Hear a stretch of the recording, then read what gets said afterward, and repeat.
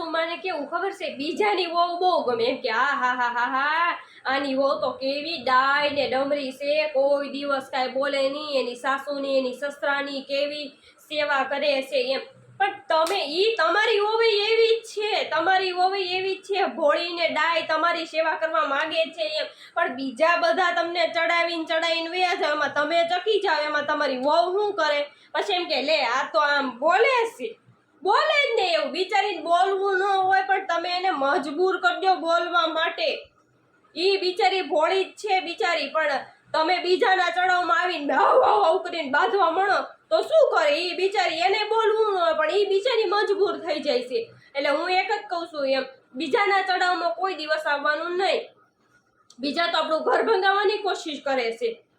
બીજા છે ને આપણે આમ આખી ફેમિલી ભેગી રહેતી હોય ને એને તો ઈ જોઈ ન કે, એટલે ઘણા માણસો એવા હોય કે ચડાવીને વયા જાય, અને માણસો કેવા કે ચડી જાય પછી એમ કે જો ને અમારી વહુ તો આવું કરે છે એટલે નોખી રહેશે, આમ કરે છે.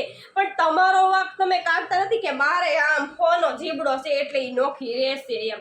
સાચી વાત છે ને. ઘણાને એવું ખોટું લાગી ગયું હોય ને તો સોરી હો, કોઈ મેં તો ખાલી વિડીયો જ બનાવ્યો હશે, અને બધાને એવો અનુભવ તો થઈ જ ગયો હશે એવો બધો, એટલે કોઈ ખોટું ન લગાડતા. અને મારો પાછો એમ કહે છે કે જો આ તો આવું બધું બોલે છે એમ, એટલે કોઈ ખોટું ન લગાડતા હો.